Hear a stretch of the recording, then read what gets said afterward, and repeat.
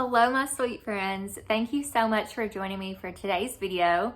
This is going to be a little bit different of a video. It's going to be vlog style, but I wanted to come on and be a little bit transparent with you guys about where I've been the past few weeks. I don't know that anybody has actually noticed, but I have been a little bit more unplugged as far as filming and putting out videos and making posts. I did post a few reels over on my Instagram a little bit ago, but I've honestly been a little bit disconnected. Over the course of the past month, I just haven't really been feeling myself. I have had little scares here and there where my mind has just really been over exaggerating some things with my body, like physical symptoms that a lot of times are a result of anxiety. And I'm not gonna list those things here because I don't want people to play doctor in the comments. Even though I know you mean well, it doesn't do any good to help my health. So I'm not gonna list those things. But I've just been a little bit more worried. So I kind of hit a wall a couple of weeks ago and it was just time for me to do something more about it. Basically, I went to the doctor and I got a complete blood count done. I had my thyroid checked and different vitamins and things like that.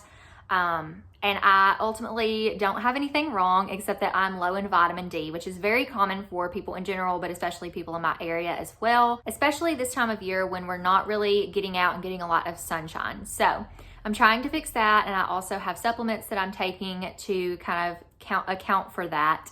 But then also my anxiety has been really bad for like no reason, and I have kind of come to terms with like, I don't have a grip on that. So I have said for so long, I love counseling, but I just can't afford it. And while that's not untrue, I've got to quit making that as an excuse to not do counseling. So I have set up an appointment. I will be going in March, and I am very excited because I really do love it and I need to get back into it. It's just money is definitely an object. So I don't know how long or how often I'll be able to go, but I'm just gonna try to have some faith and put my best foot forward in taking care of my health. In the meantime, I haven't really felt like doing a lot, and I've tried to just take things day by day. So this is going to be kind of a mental health / reading and lifestyle vlog. I'm not super great at those, but I hope that you guys are here for the behind the scenes as well as the book content as well. So I am in the middle of reading 3 books. We'll switch places and I'll go ahead and talk to you about those. So like I said, I'm currently in the middle of 3 books. The first one that I'll talk to you about is Malice House by Megan Shepherd. This is the Sleep When I'm Dead book club pick for February that Jessie from Reading with Jess hosts, and I'm going to be her co-host this month. So I am reading through this one and I'm a little over halfway through. So this story is basically about this girl. I've already forgotten her name. Her name is Haven. How did I forget that name? But it's about Haven Marbury. And her dad was an author of a lot of really notable books. Her dad has now passed away, and she has gone to his house, which is Malice House, and she's kind of taking care of it, but also finding out some secrets along the way. She finds this book of stories, and it's called Bedtime Stories for Monsters, and this is one of her dad's works that was never published. And she starts to read through it, and as she's reading through it, she sees a lot of similarities between what's going on in the stories and this house. And so it's a little bit creepy and scary and horror-like from there. So it reminds me a lot of Home Before Dark by Riley Sager, except I think I like that one better. But I am really enjoying this one. It's probably sitting at like a 3 or 4 star right now, just depending on how it goes from here. But I am currently reading that.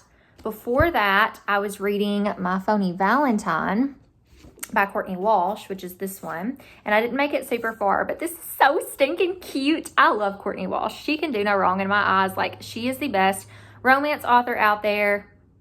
I will fight you about this. But this one is so cute. It's about this girl who she owns this bakery, and she meets this hockey player, and they have this fake romance, and it's so cute. That's all I'm gonna say. It's just so cute. If you like sports romance, fake dating, there's other stuff in here too, but I just can't remember. But anyways, it is so cute. Just from the little bit that I read so far, 6 pages in, I was laughing, okay? Love it so much. Such wholesome romance. So I'm also reading that.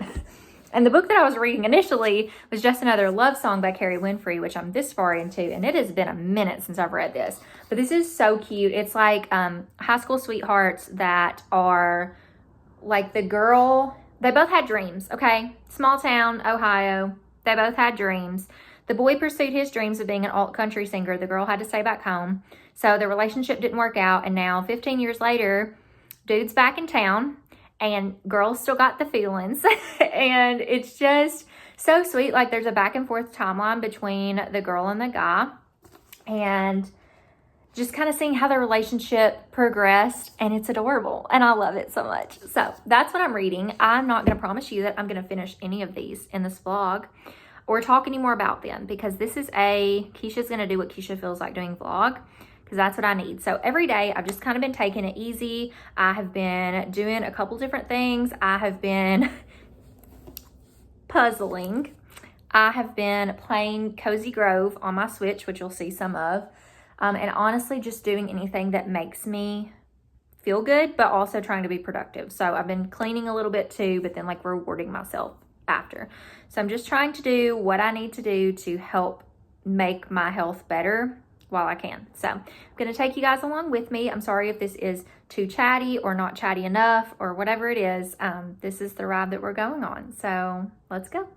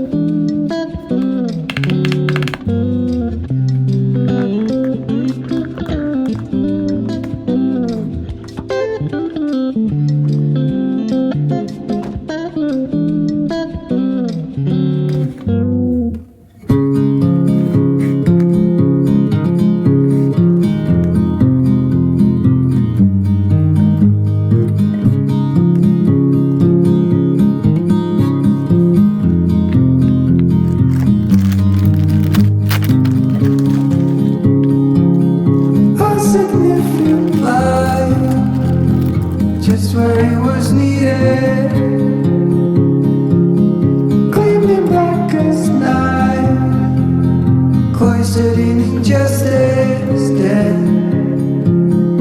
in the eye of time. Nobody is losing. Faces merchant change, but your face remains the same. The swallows will be here by dawn.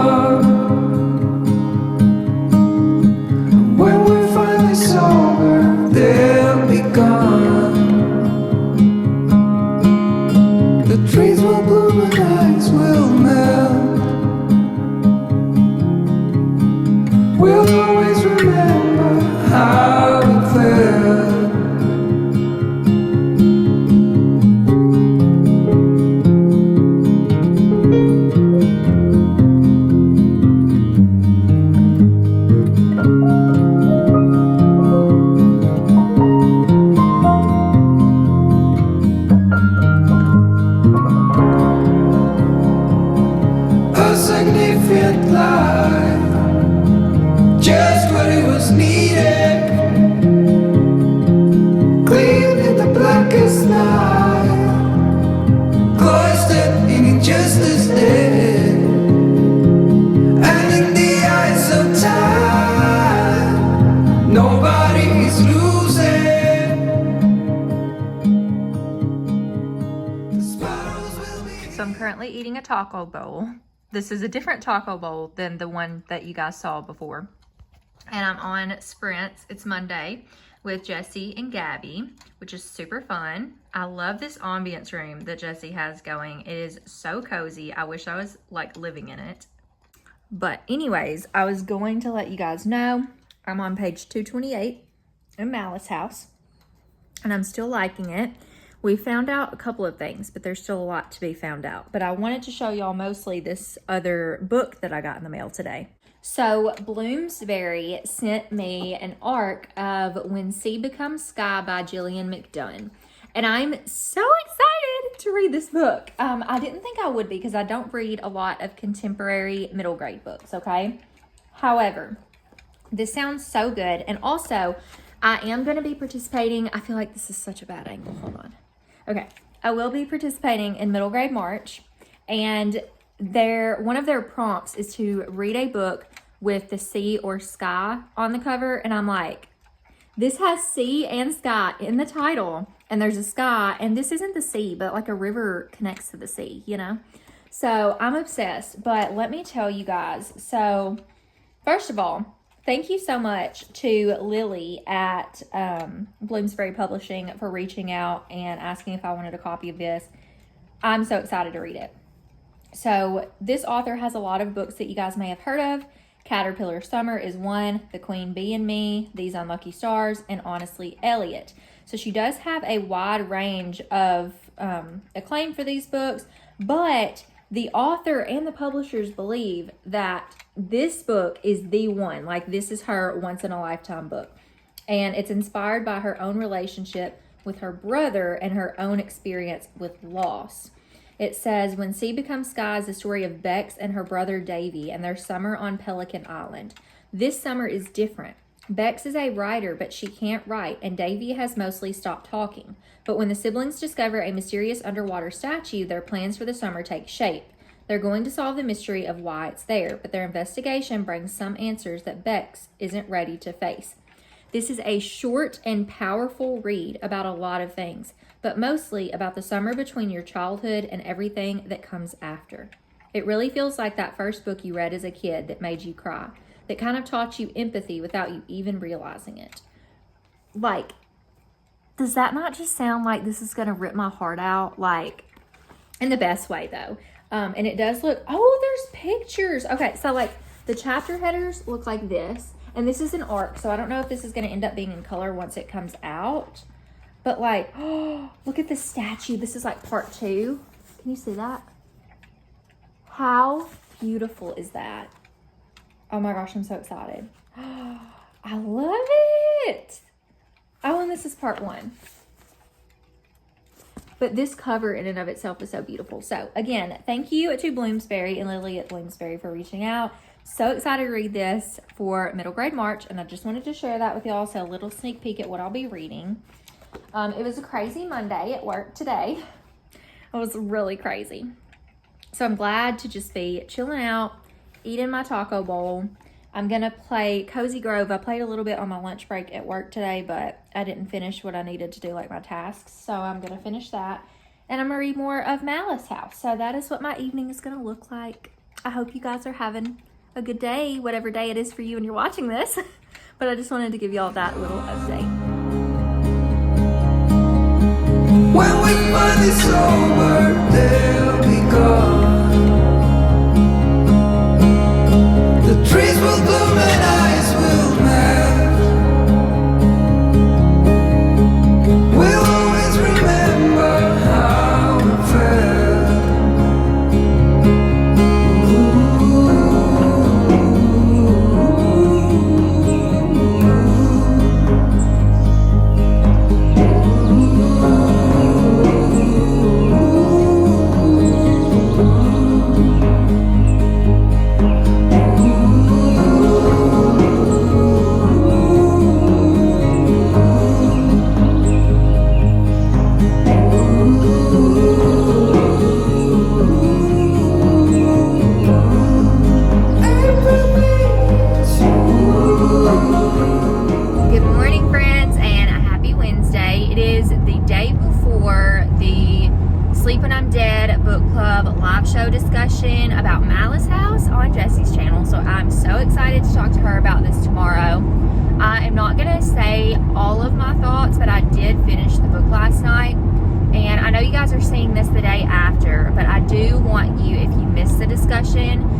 go ahead and like in the description box below, there is a link to it, because by the time this video is posted, it will have already happened.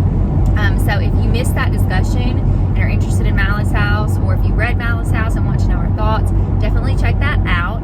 And also go follow Jessie, because I love her book club and I love this idea that she had to just bring in co-hosts and allow them to help pick the books. And I love the discussion questions that she picked out for this one. It's just incredible. So, but initial thoughts are, this book was not what I expected it to be, not what I wanted it to be.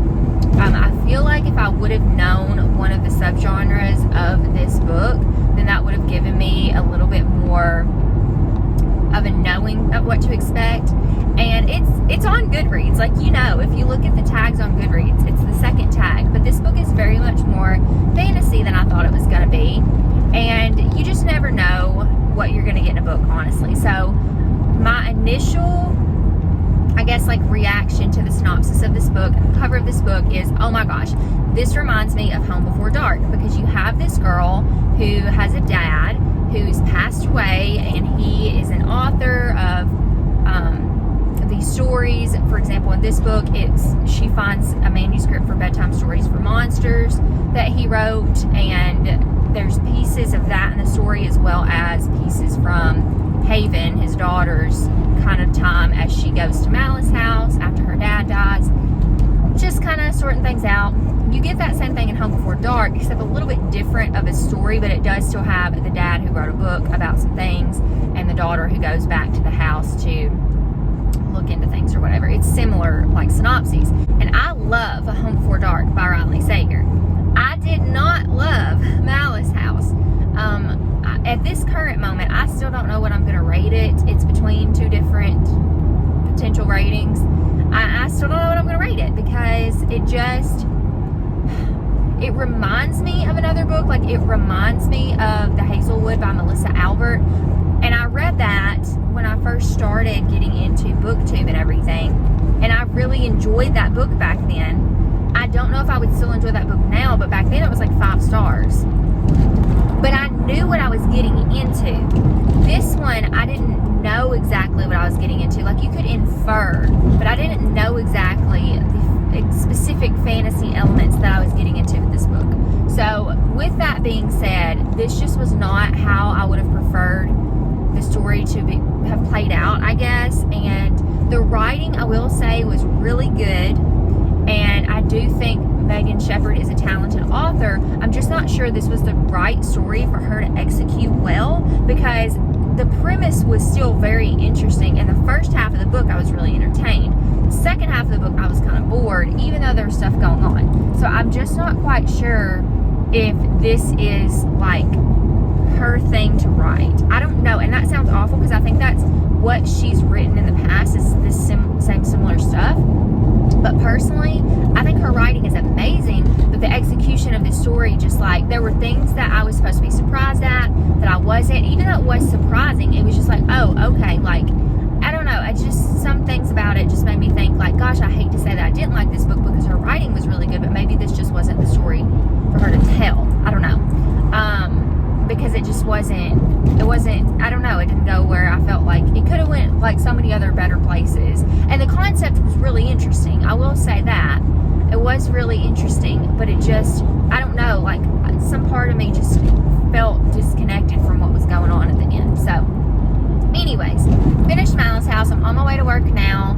Tonight, I'm going to be on reading sprints on Olivia's channel from Liv's Library with her and Kendall and Gabby. And I'm probably going to pick up just another love song. I don't know if I'll finish that tonight, probably not. But that's the one I'm furthest into that I started. So I think I'm going to try to read more of that one and hopefully finish it before the end of February. Because I don't want to not finish the books that I've started, but who knows. So that's my plan for now. But I just wanted to give you guys a little update. I can wait no longer. The sun will rise. I'll leave you gone.